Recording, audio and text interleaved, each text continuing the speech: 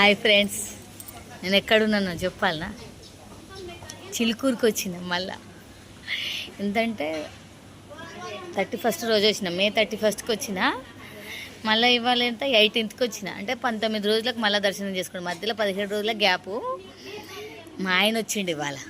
మా ఆయన ఇవాళ లీవ్ పెట్టుకొని నేను ఒక్కనే చిలుకూరుకి పోతా అంటే, లేదు లేదు నేను కూడా వస్తాను, నాకేం బస్ కిరాయిలు కూడా లేదు, బస్సు కూడా ఫ్రీయే కదా, నువ్వు దొరకపోకపోయినా నేను వెనక్కి వస్తా అని చెప్పి మా ఆయనతో పాటు నేను వచ్చిన అన్నట్టు.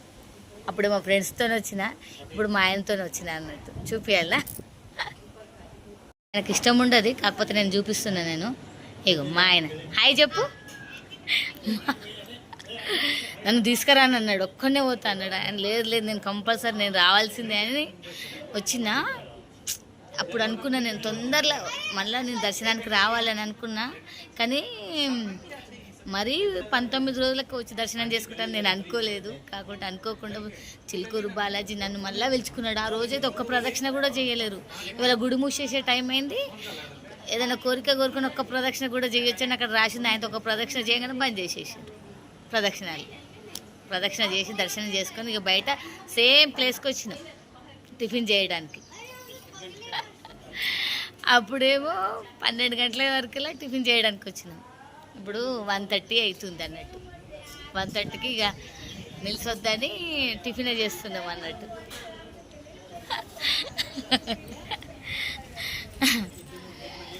ఒక ఆయన నేను నా దర్శనం తొందరగా కావాలని అంటే కూడా శరత్ అనే అబ్బాయి నాకు నీకు ఒక కామెంట్ పెట్టాడు, మళ్ళీ నీకు తొందరగా దర్శనం అవుతుందని.